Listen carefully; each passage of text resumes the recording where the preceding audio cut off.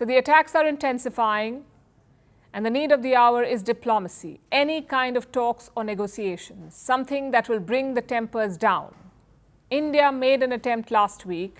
Prime Minister Narendra Modi travelled to Kiev. He met President Volodymyr Zelensky, he visited war memorials and called for peace. But the trip has split public opinion back home. Some say it was a great balancing act, others say it was unnecessary, that India walked into a trap. And a big reason for that criticism is Zelensky himself. He held a long press conference after Prime Minister Modi left. And some of his comments were quite sharp. Prime Minister is to see your people. And I need very much to find key to your country. Because I very much need your country on our side. Not balancing between us and Russia. If during official visit of Prime Minister you attack the children in the hospital, it's a very important moment. So he had to recognize after that he doesn't respect India or doesn't control his army. And he will tell you that Putin controls everything. So he can't say that he doesn't control his army. So it means that he doesn't respect Indian Prime Minister. We get the sentiment. Hundreds of Ukrainians have died, thousands have been displaced, and there is no peace in sight. So we get the president's desperation.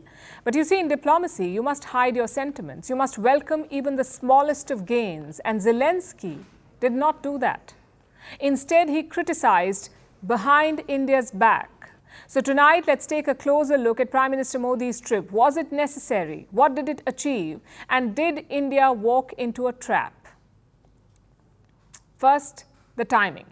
Modi visited Moscow in July. This year in July, he held a crucial meeting with President Vladimir Putin, even exchanged a hug with him. Of course, Ukraine and the West did not approve. Zelensky called it a huge disappointment. Now, India has normally ignored such criticism, but this time, Prime Minister Modi went a step ahead. He decided to visit Kiev personally. In diplomacy, this is called hyphenation. You visit Israel, you also visit Palestine. You visit Russia, you also visit Ukraine. Sort of like playing both sides. The question is, did India have to do this? Russia is one of New Delhi's oldest strategic partners. Ukraine is not.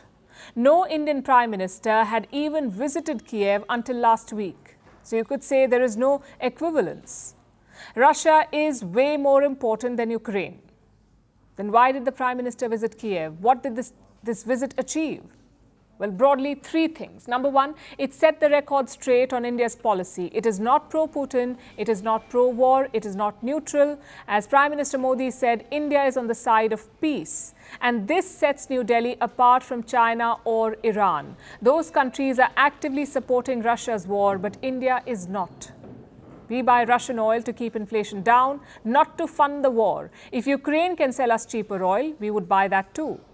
It is not a political decision, it is a financial decision. And looks like Ukraine has finally understood that point. You may remember their comments from 2022 when Kiev compared Russian oil to buying Ukrainian blood. At least that rhetoric has disappeared. Point number two, a check on Russia. Yes, Moscow is an old partner for India, but it's also an ally of China, and that is a reality. Putin and Xi Jinping have a no-limits partnership. So if things go south, who will Putin back, India or China? We don't know. Plus, Russia is not as reliable as before. Consider the S-400 missile system. India bought that Russian missile in 2019. 3 systems have been delivered. 2 more were supposed to come this year, but the war has caused a delay. The new deadline is 2026. Same with financial transactions. India has invested billions of dollars in Russian energy giants, but the returns are few. India has a 20% stake in the Sakhalin-1 oil field. So New Delhi wanted oil equity, basically a share of the oil from the field. But Russia said no. Instead of oil, it wants to give India dividends. Just one problem though. Russia cannot transfer money to India. Their energy firms are cut off from the global payment systems. So unpaid dividends are mounting. It has reached almost $600 million. Imagine that. Russia owes Indian state-owned companies $600 million in dividends. While that remains unpaid, why would India want more dividends? And don't forget the issue of Indians fighting in the Russian army. We're talking about 30 to 50 Indian nationals. Most of them were duped into joining Russia. Putin promised to repatriate them, but 2 months on, there is no update. So the bottom line is quite clear. Russia is not the reliable rock that it used to be, whether it's for defense or business. Which brings us to the final point, the need for diplomacy. You see, wars often go into autopilot. The fighting becomes routine, the destruction is normalized, and you forget that there is an alternative, a possibility of peace. You forget that. Prime Minister Modi reminded Zelensky of that. He urged Ukraine to hold peace talks. And it's important to keep this conversation alive because the West will not, Russia will not, so someone must. India lost nothing by undertaking this journey. Our ties with Russia remain strong, but conditions apply, and our strategic autonomy unscathed. At the same time, we gained a few things. We built more trust with Ukraine, we provided clarity on our position, and put the focus back on diplomacy. So we say that's a step forward in this deadlocked conflict.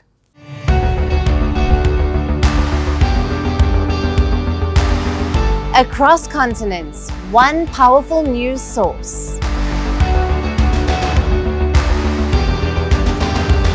Bringing you diverse perspectives on the issues that matter.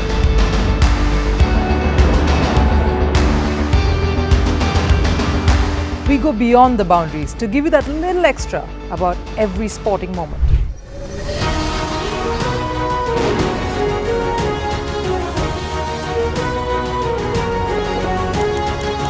So thank you for making Firstpost 5 million strong. We're counting on your support, and you can trust us to bring you the news unfiltered and unvarnished.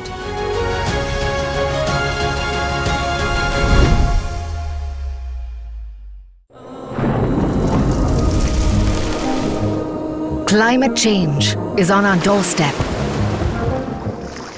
It's time for a revolution to take root. And it starts with 1.4 billion Indians. It starts with one tree for humanity, one tree for Mother Earth, one tree for a future. Project One Tree, a News 18 network initiative.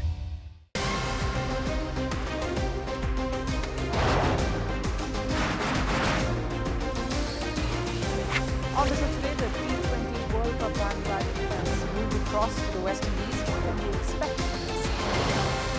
Hello, I'm Alison Green, coming to you from Durban, South Africa. Today we have a special show. Start with a report on India's shifting nuclear posture. The first time since India officially became a nuclear power. Hello and welcome to Firstpost America. I'm Aaron Ham, coming to you live from the nation's capital,